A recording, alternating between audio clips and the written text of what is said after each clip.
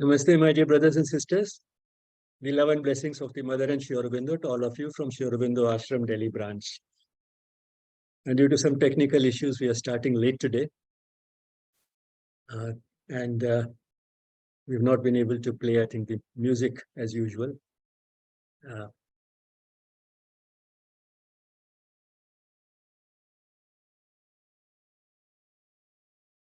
Subject today is how the brain perceives things and then does whatever follows that perception. Preaching and practice sort of, the nervous system decides on the basis of what it perceives, what to do, and not only preaches, but also puts it into practice. So that is the idea behind the title, how the brain perceives and then preaches and puts into practice. What I'll do is just give you a little introduction to the subject. The perception of the environment around us or what is happening within the body is based on receptors. And here the term receptors, why I'm saying here the term receptors, because we use receptors in many different ways. Unfortunately, in life sciences, you might have heard me talking very often about receptors for hormones. But here we are talking of another type of receptors, not the receptors for hormones, but structures which are particularly sensitive to a certain variety of change in the environment. Some receptors may be sensitive to temperature, some to pressure, and some to light, some to sound. Now, these are the types of specialized cells which have become specially sensitive to one particular type of stimulus, and we call these also receptors. So the story of perception starts with a certain change in the environment which stimulates one of these receptors. And once the receptor has been stimulated, then it travels via a nerve fiber to the spinal cord. And from the spinal cord, as we saw the other day, it can initiate a reflex action. That is, it can have a small circuitry within the spinal cord, and back comes in the motor fiber through another neuron, that is the fiber that conveys the message out of the spinal cord to, say, a skeletal muscle. And as a result, the muscle contracts. For example, if you place your finger accidentally on a pin, the pin prick stimulates the pain receptors, and that pain receptor then carries this from the nerve fiber starting from this pain receptor, takes the message to the spinal cord, and there it initiates the stimulation of another neuron which supplies the muscle, which will make the hand withdraw itself, and that's how the muscle contracts. But then that's not all what happens as a result of the stimulation of the receptor. There's also a longer pathway which is simultaneously put into action, and that takes it right up to the cerebral cortex so that we can perceive the stimulus. So this is the sort of a usual scheme. And how this happens is that initially when the receptor is stimulated, the type of energy that the receptor has is converted into electrical energy. So this is what we call transduction, that is converting one form of energy into another. So whether the receptor has been stimulated by a mechanical receptor or mechanical stimulus or by a light stimulus or whatever type of stimulus it has been stimulated by, if that was appropriate for that receptor, then this receptor converts this energy of the stimulus into an electrical energy. It's into electrical language. And it's in that form that it travels to the spinal cord. And then from there, it continues in that language till it is finally translated into a reflex or into a subjective experience of what actually has stimulated. So with this general scheme, which applies not only to receptors in the skin, like those for touch or pressure or temperature, it applies also to specialized receptors like those in the eyes and the ears, although we call them special senses, but the basic mechanism remains the same. There also we have receptors which get stimulated by an appropriate stimulus, light in the case of the eyes, sound in the case of the ears, and then this travels to the to initiate a reflex, through the central nervous system, and also travels up to help us perceive the reflex. So with this background, let me now go to the digital board.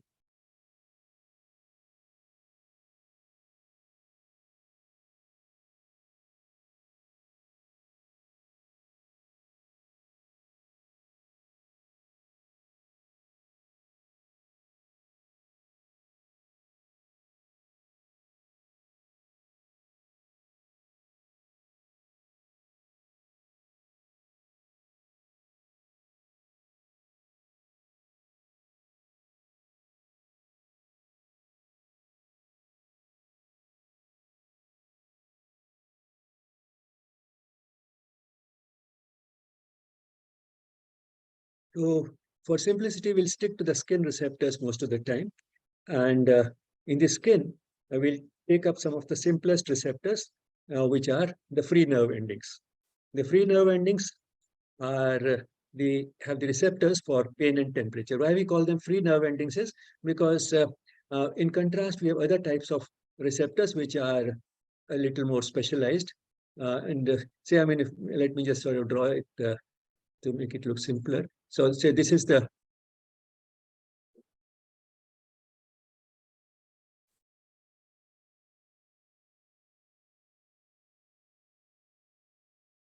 if this is the spinal cord.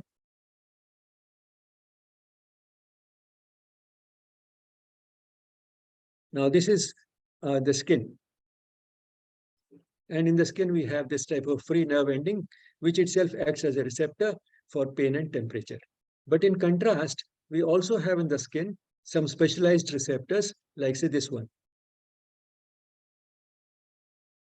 This type of receptor is what we call a Pacinian corpuscle, and it has these onion-like layers, which one can understand makes it more easy for this type of a receptor to perceive pressure.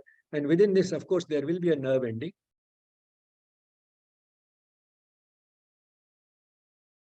which then conveys the information to the spinal cord.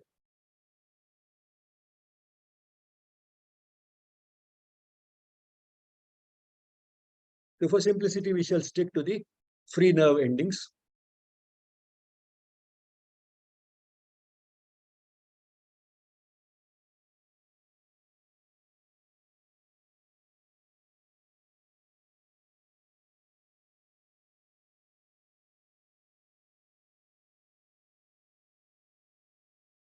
So suppose a free nerve ending in the skin has been stimulated. Now, this is sensitive to, say, temperature. It has been stimulated, and once you apply, say, a warm stimulus here, or if it's a pain nerve ending, a painful stimulus here, then that could have varying intensities. It could be mild or it could be severe. Now, how does this get translated into different types of electrical energy? To start with, at the receptor level, it translates in a very simple way. There is an electrical change.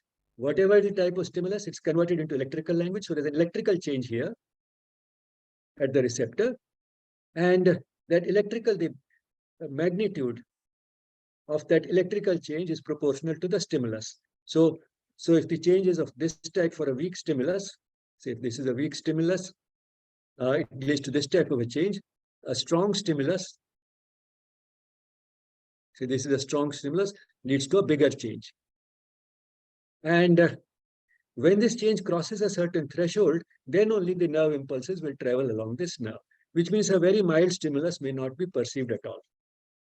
So if this is below the threshold, it will not be perceived. But once it crosses the threshold, then an electrical change will take place here, which is of a different type.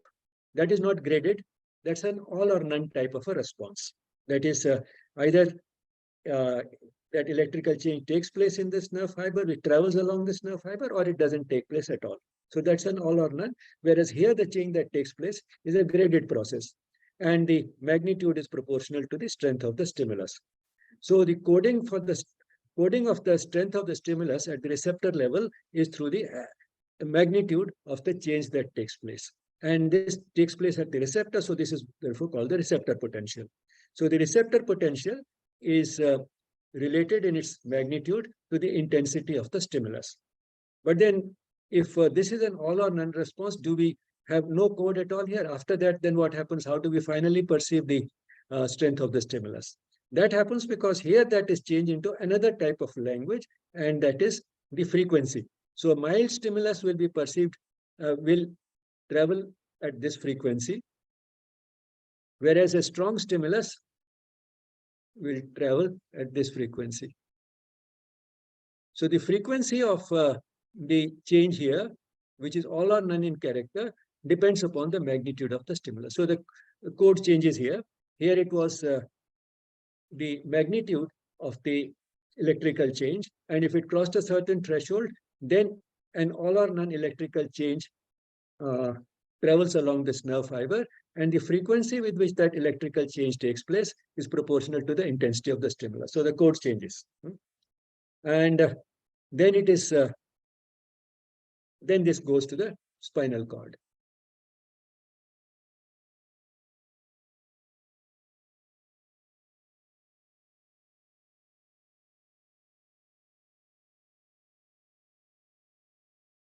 So here's the spinal cord.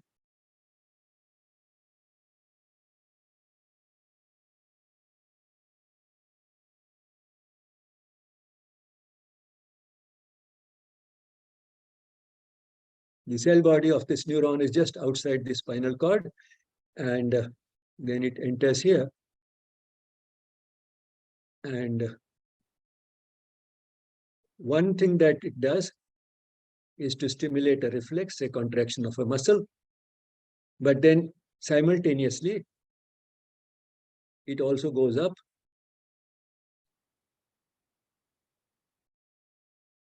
and finally reaches the cerebral cortex,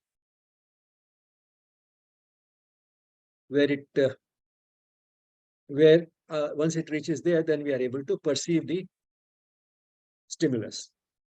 And along with that, what happens is that along with this specific projection, which leads to the perception of the presence of the stimulus and its intensity and its localization, along with that, what also happens is that there is a diffuse projection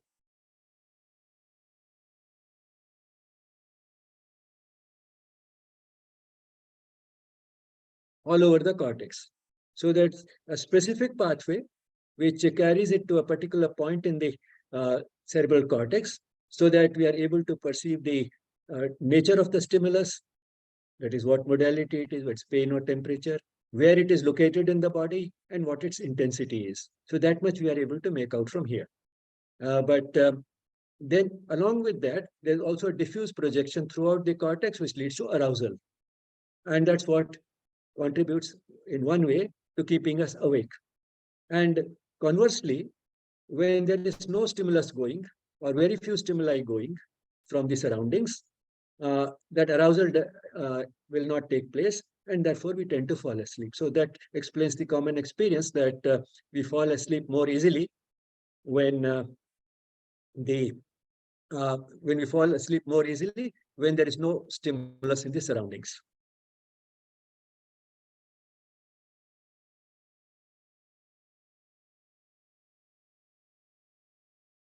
So in a way, we can say that there are three types of fate that the stimulus has. One is to lead to a reflex action. Second is to lead to a specific projection in the cerebral cortex, which makes us aware of the type of stimulus it is, where it is located in the body, and what its intensity is. And the third is a diffuse projection to a widespread area in the cortex, which keeps us awake.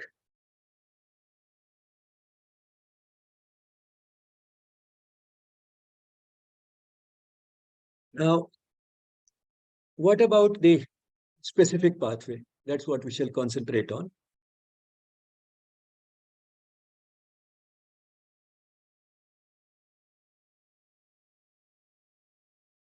Now, the specific pathway takes it to a place in this brain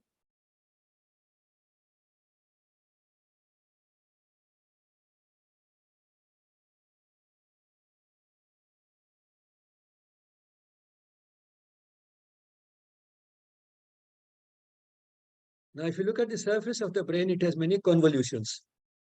And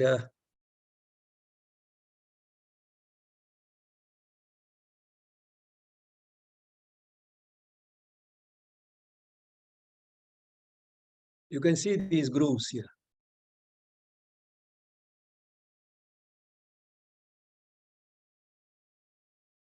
Now, the central groove here is called the central sulcus. And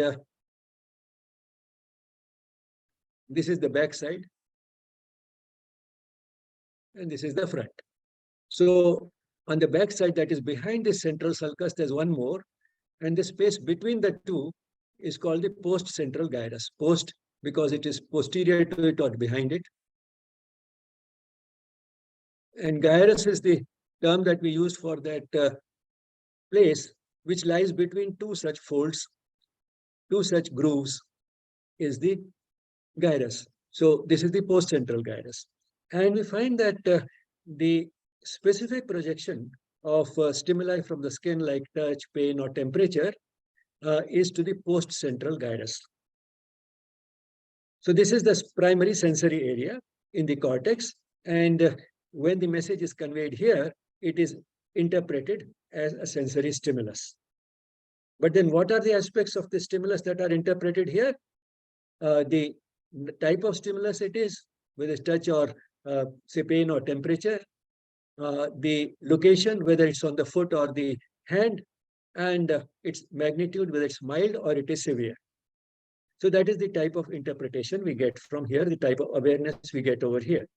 Now you may say, well, that means that all the awareness is now over. We are become aware of the stimulus. But then that really is not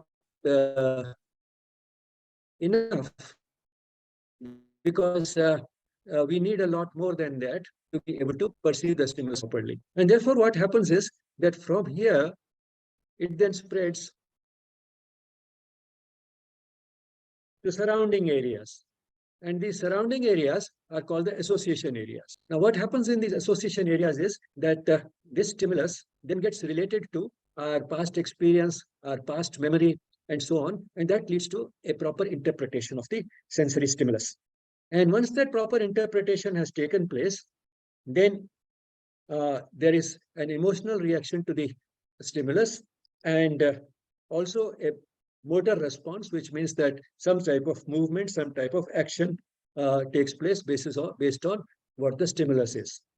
But before we go to that, let's see how is it that the position of the stimulus is located on the basis of the message reaching the postcentral gyrus. So how do we know whether the stimulus has been applied to the hand or to the foot? How do we know that? For that, there is a regional representation here, and it is on the opposite side of the body. That is, if the stimulus has been applied to the left side, then it is on the right side of the cerebral cortex that the message reaches. And if it has been applied to, say, the foot, then it reaches somewhere here at the top.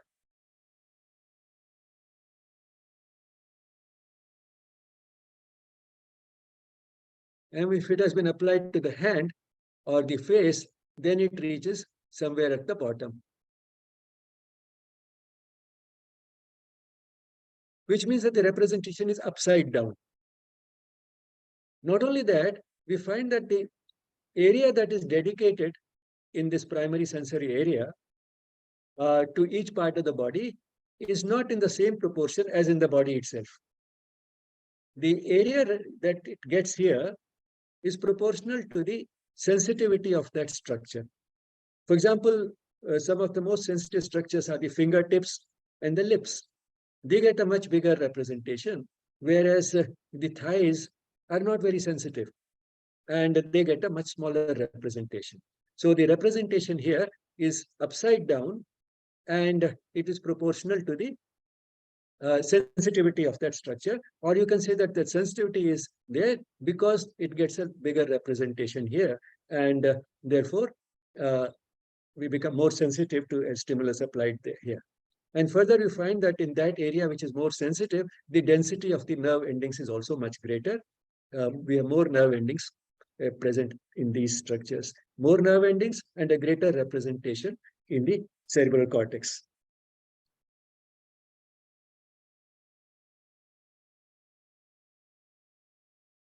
Before we go further, let me just ask you a question. For that, maybe I can stop sharing for a moment so that you can see me bigger. Now, if you can see something in my pocket, what is it?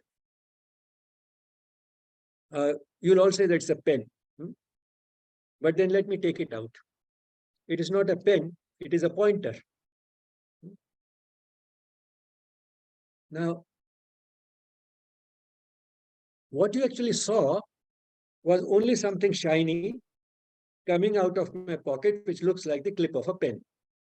And that is what you will perceive at the level of the postcentral gyrus, that is the primary sensory area. What is it that I can see? I can see something shiny, which is about 3 or 4 centimeters long, and on top there is something circular. And it's only when it goes to the association areas that you link it to your past memory and experience. That a structure like this is generally a pen. And therefore you say it is a pen. You've not seen the whole pen. You've not seen the whole of it. You've seen only a part of it, but from that you have been able to interpret. And that's how sometimes we can make a mistake, but most of the time we are right. And that's how the association areas come into play. So just trying to say why association areas are important. Not only that, for the same stimulus, there can be a different type of emotional response and a different type of motor response. And for this, I'll give you another example. Suppose there is a cat and it faces a dog. Now, once they perceive each other, they have a tendency to sort of fight. The dog will start barking at the cat. So it has an emotional reaction and it expresses that emotional reaction by barking. The dog has seen the cat and it starts barking. So there was an emotional response and the motor response, it starts barking. But suppose in the same house, you have a pet cat and a pet dog. They don't bark. The other dog doesn't bark. It is accepted as a friend, as a member of the family.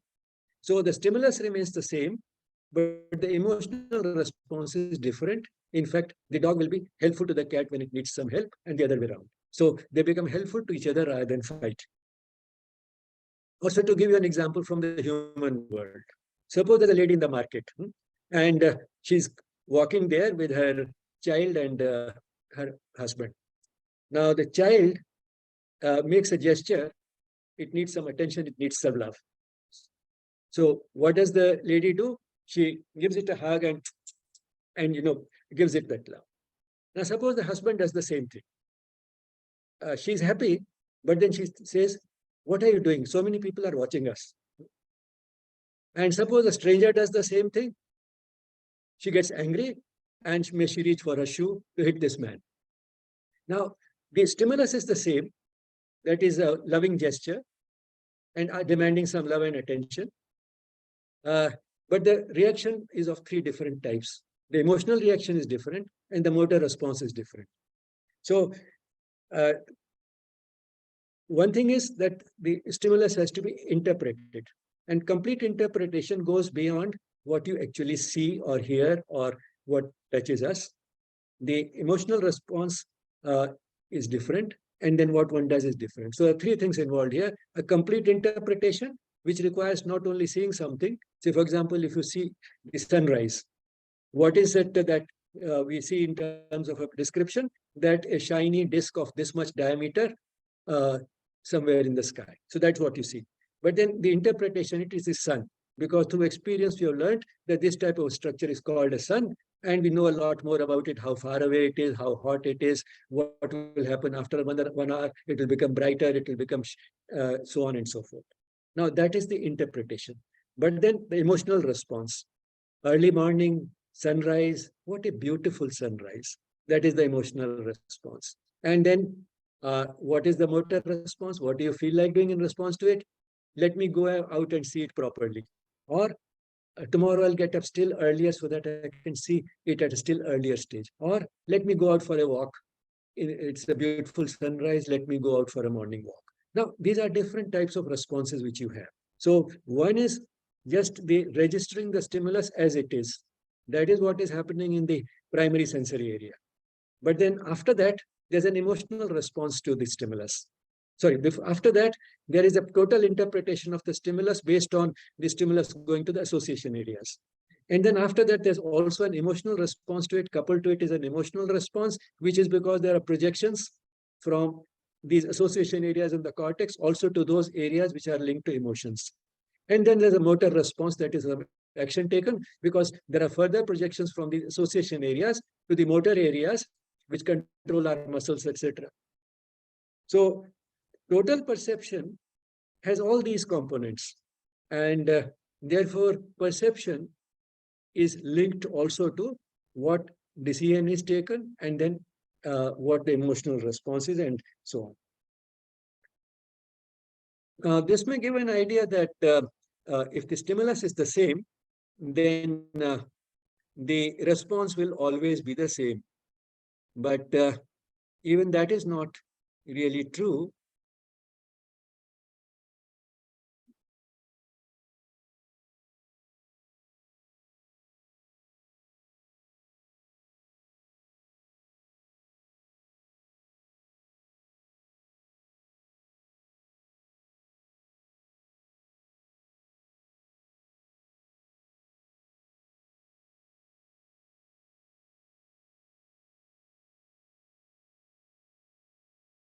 This perception of the stimulus and response, etc., are further modified by one more thing.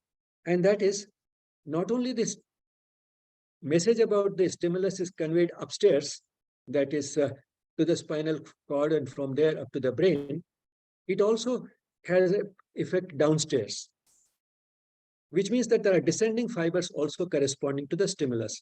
So we have an ascending pathway.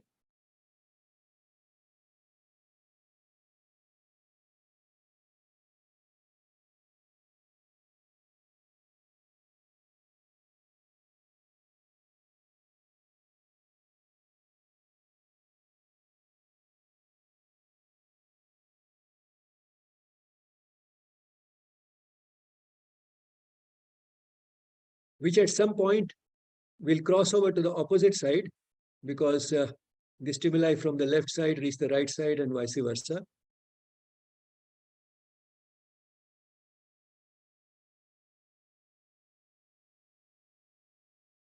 And then from here it will spread to the association areas. And this point, where there's a relay of the information, one point at which almost all stimuli relay is somewhere in what is called the thalamus. And some sort of a crude perception of the stimulus may happen also at the thalamic level, but a proper consciousness, awareness of the stimulus and its interpretation happen only in the cerebral cortex. Now, along with this, we also have another set of fibers. Projections actually do not go up, but go down.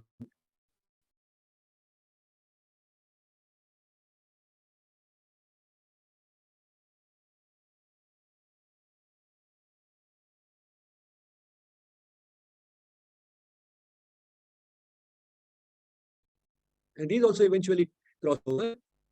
Now, these are descending, they are bringing the information down. So every time a stimulus goes up, it also sends some messages downstairs. Now, what does this do? What this does is to change the sensitivity of the person to this stimulus.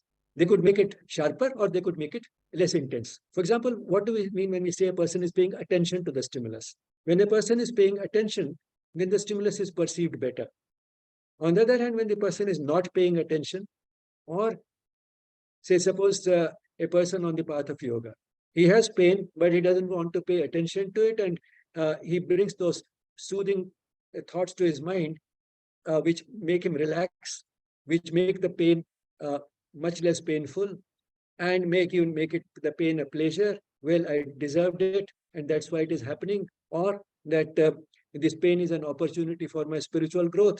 Now, how is that type of information coming down? That is coming down through these descending fibers, which is reducing the sensitivity, reducing the suffering associated with the painful stimulus, uh, making us perceive the stimulus or not perceive it at all. So selection of the stimulus. All that is happening because not only there is a pathway which ensures that the stimulus will be perceived, but whether it will be perceived, how it will be perceived, what intensity it will be perceived, all that is affected by these fibers coming down and changing the sensitivity of this to the stimulus. So all these neurons which are affecting the response to the stimulus at different levels are also further influenced by these descending fibers. And the result of this is that in general, we are able to perceive, in spite of having so many stimuli around us, we are able to perceive only those stimuli which are not very monotonous, because a continuous monotonous stimulus firstly leads to an adaptation at the receptor level. After some time, the stimulus does not produce the same type of response. The response keeps going down. The receptor potential itself reduces after some time. So most receptors adapt, and among the receptors which show maximum adaptation are receptors for touch. And that is why we are not aware of the presence of our clothes, because although they are touching us all the time, we are not aware of that touch. The touch receptors adapt to it. And that's why we are not aware of this stimulus. And therefore, if the stimulus is non-monotonous, then you know that adaptation is much less. If it's continuous, then the adaptation will be more. But then a non-monotonous stimulus also perhaps has implications in terms of the descending pathway. Further, what we call attention also depends upon what is happening here at the cortical level, and that affects these descending fibers. And another thing which is important is that stimulus is perceived better if it has no competition, which means if there are too many stimuli coming, then some are likely to be selected and others are likely to be neglected. So without any competition. For example, it's a common experience that when we sit down to meditate, we start hearing all types of sounds.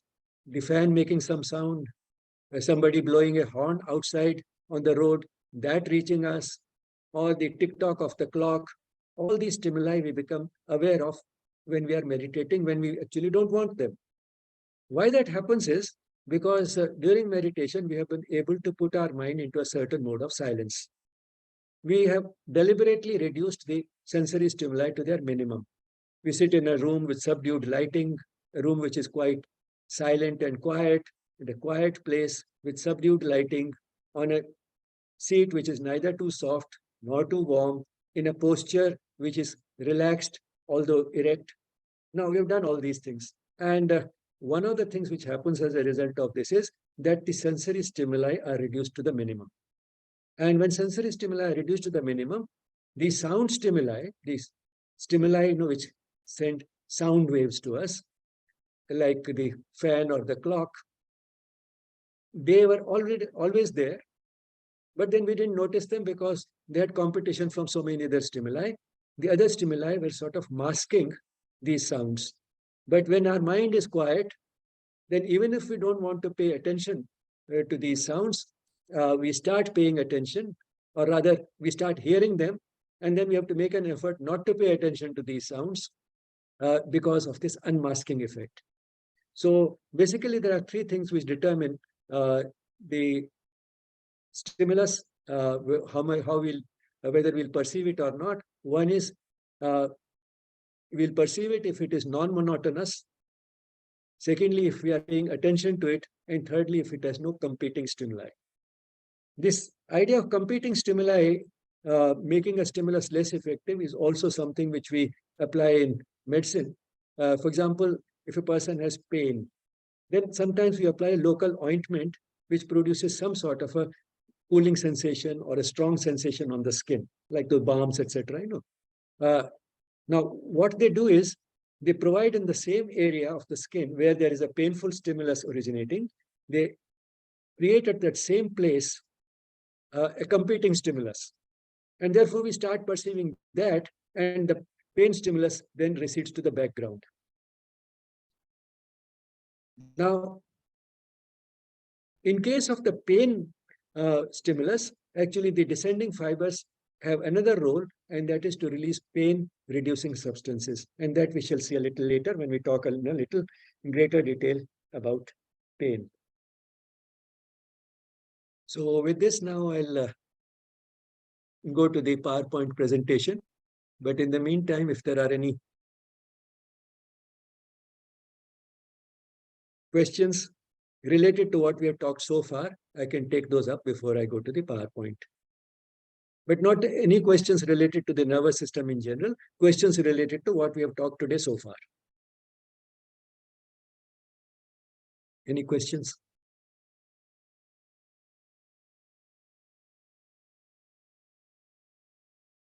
If there are no questions, then what I'll do is I'll go to the PowerPoint.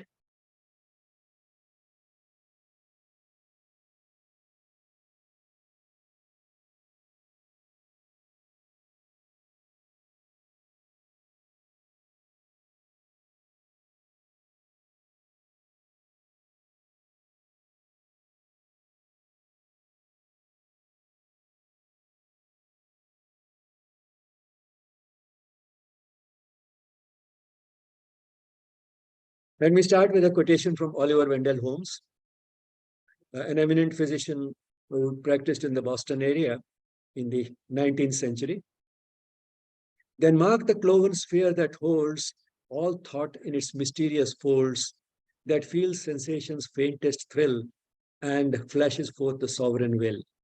Think on the stormy world that dwells, locked in its dim and clustering cells, the lightning gleams of power it sheds along its slender glassy threads. So this cloven sphere refers to the brain with all types of grooves. And what does it hold? All thought in its mysterious folds.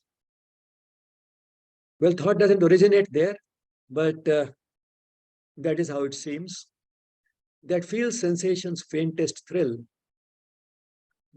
So the stimulus reaching there and leading to a thrill, and also leading to a will. I want to do this in response to this stimulus. All that is happening there. That feels sensation's faintest thrill and flashes forth the sovereign will. Think on the stormy world that dwells, locked in its dim and clustering cells. So with all types of stimuli coming and all types of thoughts coming and going, think of the storm that is going on within this structure. It's dim and clustering cells. In a way dim, because by themselves, the nerve cells are not very intelligent. That is one way of looking at it. And clustering, because the brain is jam-packed with these cells, the great density of these cells. The lightning gleams of power it sheds along its slender glassy threads. The gleams of power, electrical impulses that it sends along slender glassy threads, the nerve fibers. Now, this picture shows the primary sensory area. This is the surface of the brain. And from here, you can see this cauliflower-like structure, the cerebellum, about which we shall talk in one of the subsequent sessions. Apparently, a little isolated from the brain, but then a part of the brain and a very important part of the brain. And what it does, we'll see some of it in a subsequent session. But sticking to the cortical surface, the cerebral cortex, we find that it has all these grooves, and there is one more or less in the center. This is the central sulcus. And the cerebellum is towards the backside. And so what is behind the central sulcus is the postcentral gyrus. This is the primary sensory area, which we were talking about. And in this sensory area, there's a representation of the body which is upside down. That is the head and the hands down and the feet on top. And this is what shows you that representation, upside down representation. Find that the lips are here, the face as a whole is here, occupying such a big area, and the hand again is occupying a big area, particularly the fingers and the thumb even more than the other rest of the fingers. And then here you have the leg and the foot. So this is the upside down representation, and you find that the thigh, etc., are hardly there. They do have a representation somewhere, but hidden somewhere in the middle.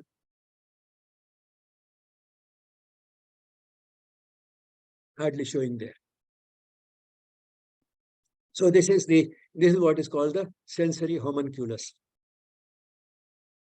And how do we know about it?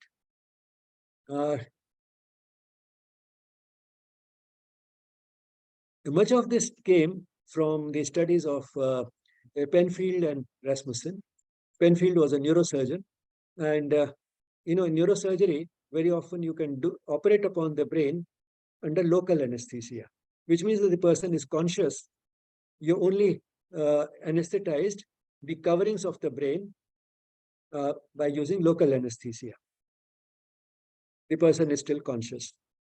And that is possible because although the brain is what we think perceives the pain, the brain itself is not sensitive to being cut. The brain itself doesn't show any sensitivity to pain. You can cut the brain so long as you anesthetized in the surroundings, that is surrounding coverings, you can operate on the brain. So that's the type of surgery he was very often doing under local anesthesia.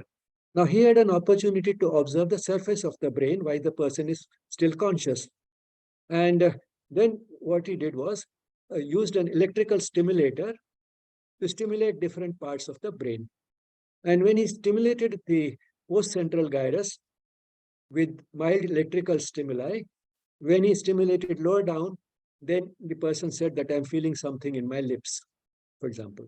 When he did it here, the person said I'm seeing something happening to my feet. Now, and in this way, he could map the entire homunculus. Now, how does this electrical stimulation lead to this type of an experience?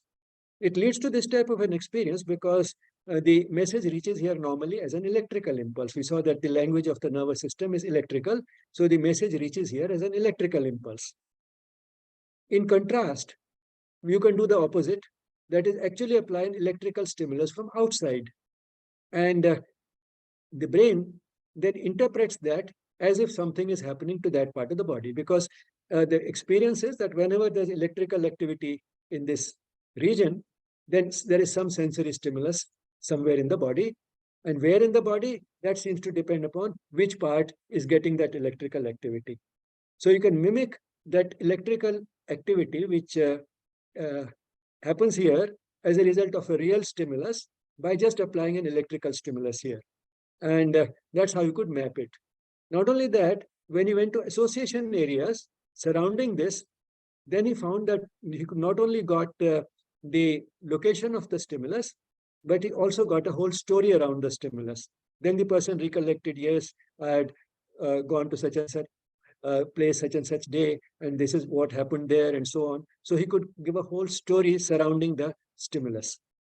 So that's how we learned about the association areas, that how they are playing a part in completing the interpretation and giving the emotional response and so on. So stimuli of the past have been stored as memories and experience in the association areas, and that's how every sensory stimulus is actually coupled with those.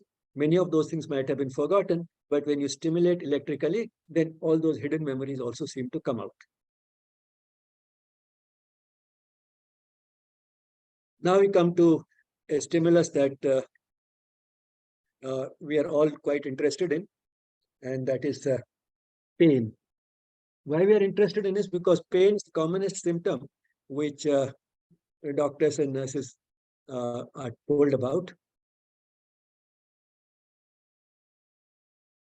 A pain is an unpleasant experience, and it is actually a warning signal, because when we have that pain, when we experience pain, it usually corresponds to a stimulus which is actually, or at least potentially, that has the possibility of being harmful to the body. But then pain is one thing, suffering is another. All pain need not necessarily lead to suffering. But before we go to that, the pain and suffering that, as I said, pain is inevitable, but suffering is optional.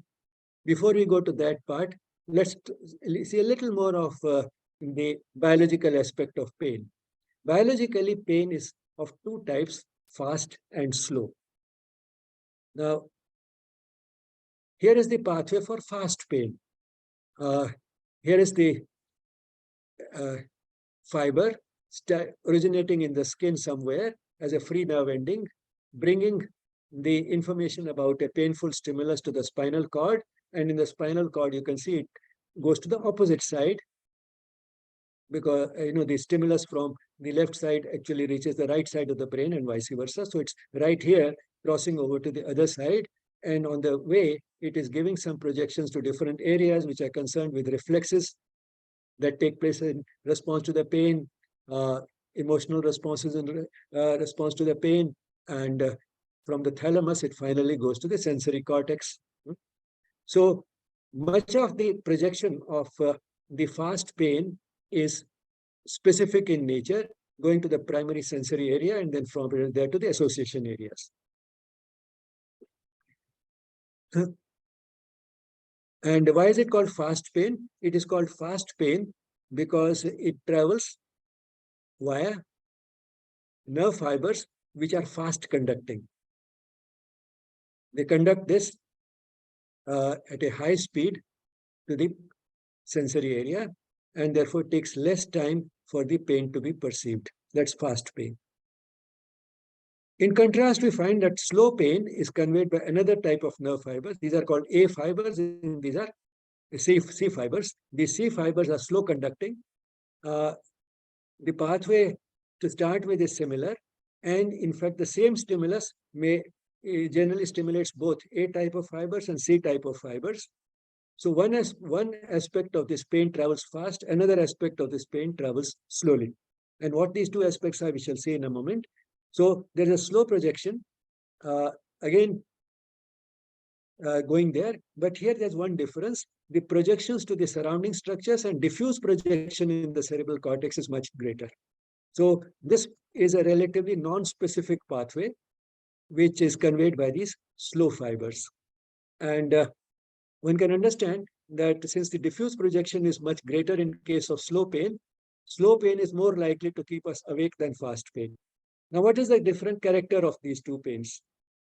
The fast pain is sharp and pricking in character, whereas the slow pain is dull, aching, and burning in character. We see some of these differences in the next slide. So fast pain is carried by fast conducting nerve fibers, the A type, whereas slow pain is carried by slow conducting nerve fibers, the C type. Fast pain is well localized because the projection is to the specific area. Much of the projection is to the specific sensory area, which interprets the localization of the stimulus, the primary sensory area. Whereas here, much of the projection is diffuse in nature, and therefore the localization of this pain is poor. It's poorly localized. We don't know exactly where the pain is, but we just feel that the pain is there. The localization is rather poor. It's there, but it is poorly localized. It's not sharply defined.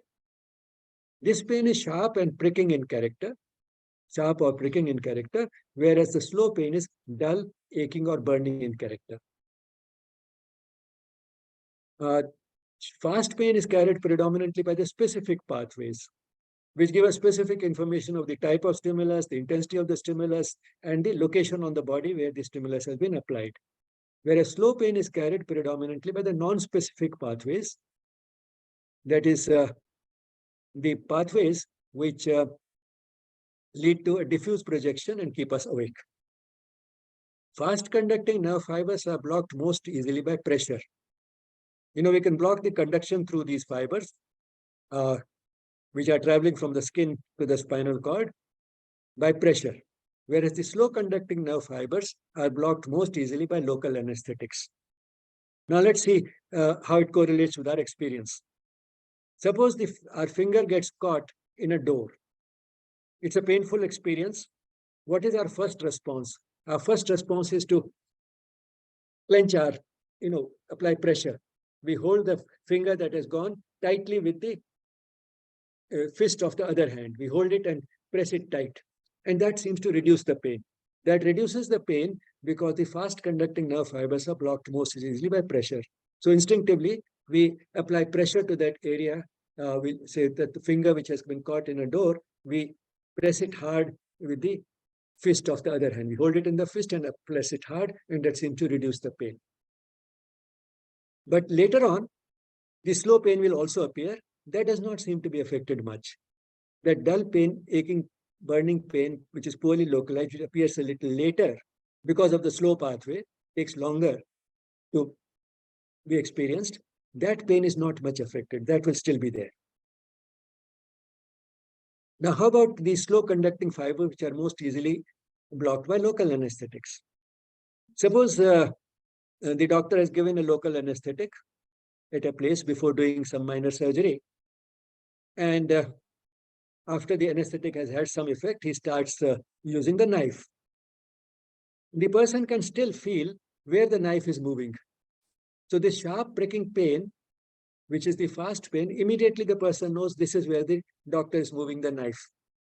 It may not be very painful because of the local anesthetic, but all the same, these nerves have not been completely blocked, and therefore the person knows where the knife is moving.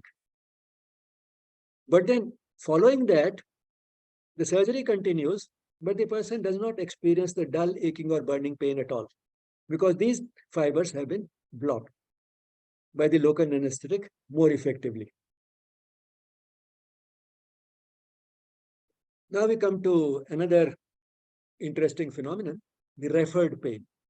Normally we experience pain only from the skin, but sometimes internal organs also send painful messages, like say, for example, the intestine. And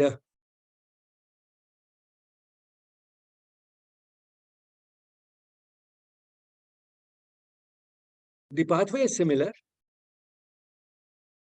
but then how is it that we feel as if the pain is coming from the skin?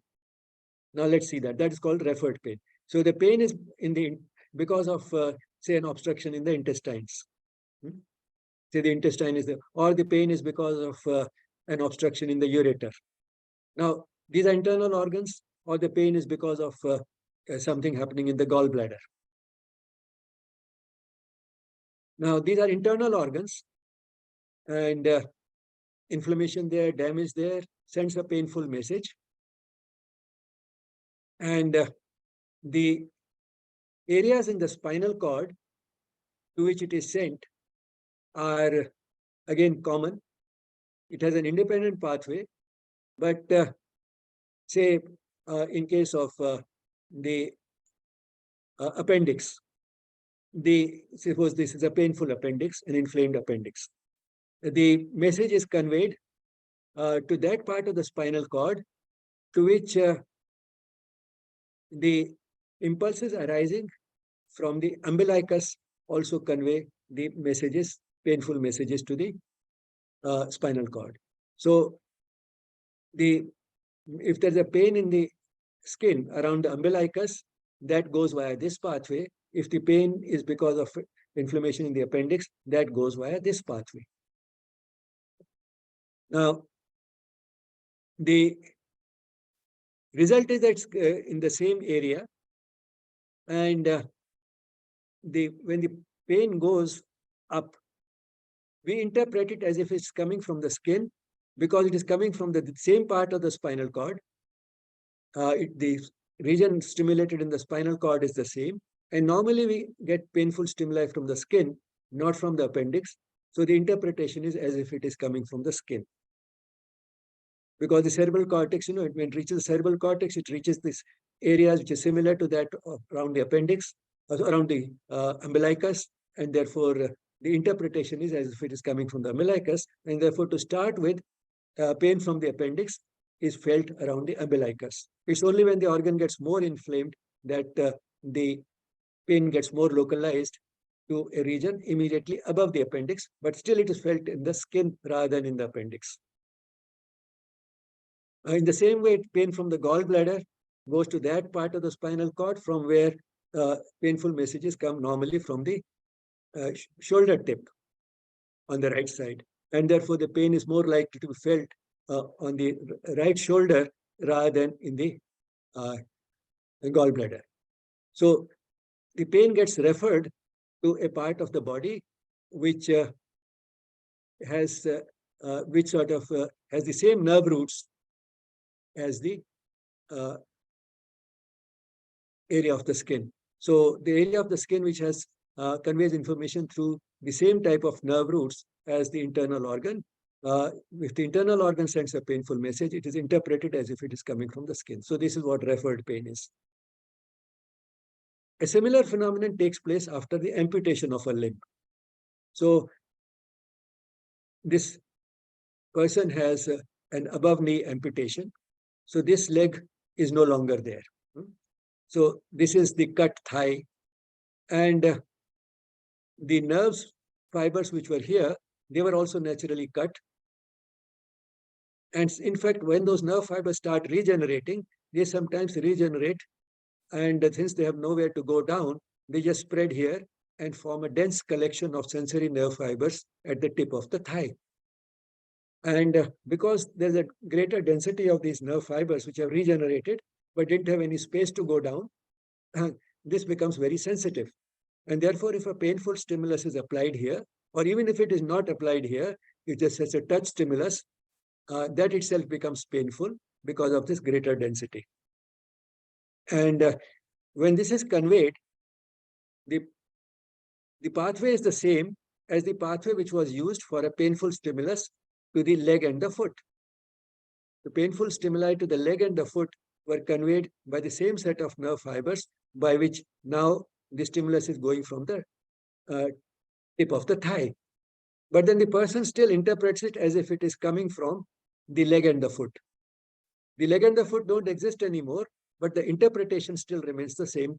And this is what is called the phantom limb phenomenon. The person says, I'm feeling pain in the leg, which is no longer there. How is it that I'm feeling pain there? Now that happens because of this. This is called the phantom leg phenomenon. So the pain is still perceived in the non-existent leg. Now we talked about the descending fibers. Descending fibers are of great importance in case of the painful stimuli. And there's an endogenous, that is an inbuilt pain relief system. So these descending fibers have an inhibitory influence on the perception of pain. So this pain relief system is operated by the descending fibers, and it is activated by another competing stimulus, a severe pain, and by positive thoughts and feelings. Now, this we have seen how another competing stimulus, say applying a balm on the skin, helps. That helps because of these descending fibers. That helps because now there's a competing stimulus, and therefore these fibers get a little more chance to work. It also is activated by severe pain. When the pain is very severe, then also the activation of these descending fibers is greater, which means that the severe pain tends to disappear. And by positive thoughts and feelings, whether of the yogic and the spiritual type or any other types of positive self-soothing thoughts and feelings, could help in reducing the pain. For example, if a soldier has been injured in the battlefield, he feels less pain because he feels that he is experiencing this pain because he was there for a noble cause to serve the country.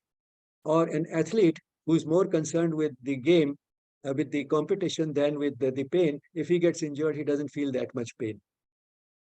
Or if in a road accident, in a serious road accident, the person initially does not feel much pain because his first priority is that, will I survive? That is what he's thinking about, not about the pain that he's feeling.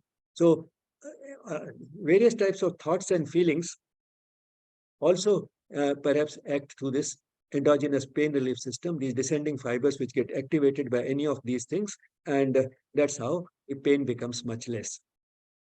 An important neurotransmitter employed by the descending pain fibers are the endorphins. Endorphins are very similar to the strong painkiller morphine. Morphine morphine, you can say, is one of the, in fact, the strongest painkiller known, and the endorphins are very similar to it. So we have a safe supply of endorphins available within the body when it is required. And it's released in minute amounts at the place exactly where it is needed, when it is needed, doesn't lead to the type of harmful addiction that morphine can lead to. But all the same, there is a certain type of addiction that can take place. For example, not only pain, but also exercise releases endorphins. And if a person takes physical exercise every day, including yogic postures, the person becomes somewhat addicted to it. And the day he does not, say, do those yoga asanas, he feels as if something is missing today, something has gone wrong, because the person has developed a sort of an addiction to that activity.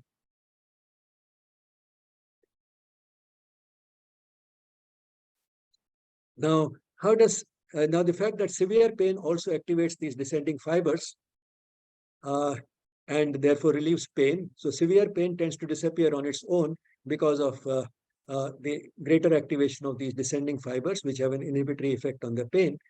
This has been expressed beautifully in a couplet by the eminent poet Ghalib. Ishrat कतरा है दरिया में फना हो जाना, दर्द का हद से गुजरना है दवा हो जाना. What it means is, just as a drop of water, ishrat katra, gets lost in a river, dariya mein fana ho jana. Loses the drop, loses its identity in the river. Ishrat katra hai dariya mein fana ho jana, dard ka had se guzarna hai dawa ho jana. When pain crosses a certain limit, when it goes beyond a certain limit, when it crosses all boundaries, then the pain itself becomes a medicine, it becomes a painkiller. So when pain crosses a limit, when pain becomes very severe, the pain cures itself. It works like remedy for the pain. This is a picture from one of my storybooks, Kavya Makes Up Her Mind. Now here is a child who got hurt in the play field, and now she has been dressed up by the nurse. The child is still feeling pain here, and the nurse then tries to sort of keep this child in good humor, and tells her, give me your hand, let me kiss your hand. And then asks her, now is the pain gone? And the child smiles and says yes. So she says, I kissed your hand and the pain has gone from the knee. Isn't it magic? Ab to jadoo bhi dekh liya, ab to haso. So, see, now how is it that this does it? This does it just expression of love and concern. That itself can also reduce the pain. And therefore, the part of the body which has been kissed doesn't really matter. So severe pain cures itself. Love can reduce the pain. Love can cure the pain. And laughter can cure pain. Norman Cousins cured severe pain of ankylosing spondylitis by just watching comedies. The whole story behind it, which I'll not go into, but then this is also the story is available. At least some parts of the story are available in a video on the Yes Spirituality YouTube channel. You'll find it easily on the Yes Talks. So this person cured his pain by using laughter. What he did was he started watching comedies instead of using painkillers, and he documented that 10 minutes of laughter gave him about 2 hours of pain-free existence. Then the spiritual approach. Sri Ramakrishna got throat cancer, which was painful, and his cancer was probably a sequel to what is called clergyman's throat.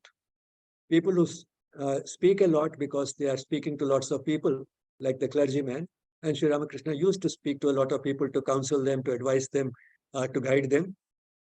They develop a throat which has a hoarse voice, and that is called the clergyman's throat.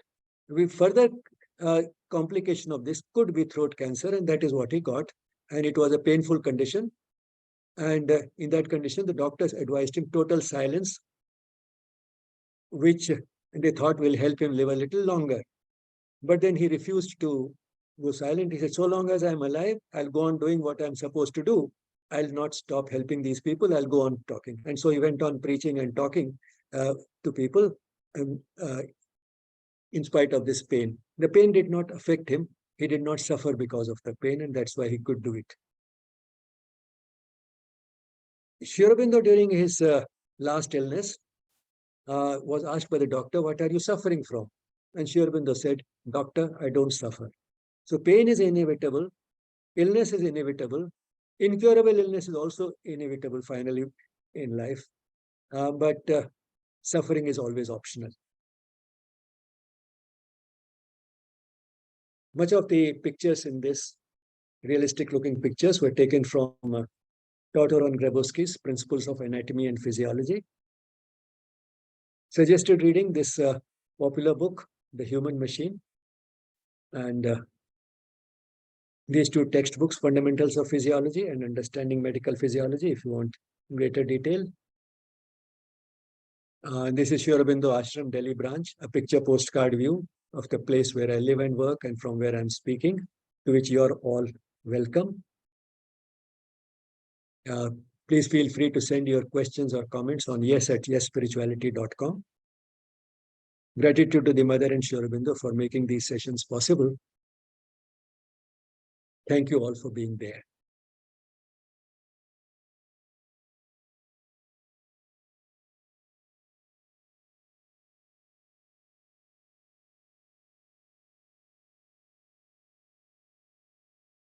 Any questions? Arunima, you can check on the chat also. Yes, sir. So there are two questions in the chat box right now. One is for a particular case. A teenager has very sensitive touch receptors. She literally screams and cries to wear her uniform every day to go to school. Over the years, the response still remains the same. Please help understand her condition better.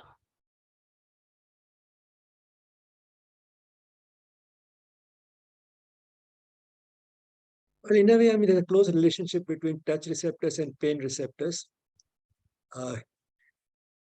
They are both free nerve endings, and there could be this, which could have a psychological basis, or it could have an organic basis. What it is, I'm sure you've consulted many doctors by now, and the specialist would have told you something. I'm not really a specialist in pain, or not even a clinician. So therefore, it will be difficult for me to really help you understand this condition. Much beyond that, it is certainly possible, because these nerve endings are both free nerve endings, but their pathways are distinct. And you can't be very sure whether it is because the touch receptors are more sensitive or because the pain receptors are more sensitive. The pathways are independent for touch and pain. But certainly, I mean, I can understand the agony of the child. And I'm sure there is a way also of getting around it. So the other question is, how is the pain tolerance level different among different people? I mean, we are all constituted differently. That, of course, is true for all stimuli. Secondly, the stimuli, the same stimulus affects different people differently, partly because of age. As we age, the sensitivity of most receptors tends to go down. Say, for example, the taste receptors. That's the best example to understand this. The taste receptors, the child is very sensitive to taste, and therefore says, I like this, I don't like this. Whereas when the person grows up, the person is told this is a healthy food and you should have it, even if the person doesn't like the taste much. The person eats it and also doesn't find it as unpleasant as the person found it as a child. The sensitivity of the taste receptors goes down. In general, our sensitivity of even pain receptors and other receptors goes down as we get older. And then, of course, there is that influence because of our thoughts and feelings. So we learn to sort of look at pain differently, say on the spiritual path. We learn to look at pain differently as something that is essential, that is an opportunity for spiritual growth, and to some extent also needed, because if we had only pleasant experiences in life, perhaps we would forget the true purpose of life. And therefore, some unpleasant experiences are also needed, and one of these unpleasant experiences could come in the form of physical pain.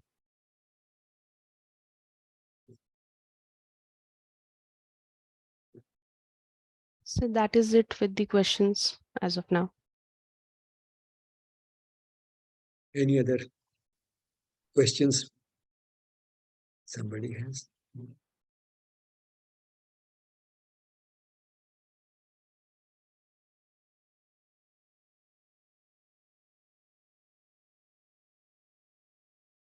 So, Arundima, if there are no more questions, maybe you can wind up the session. Yes, sir.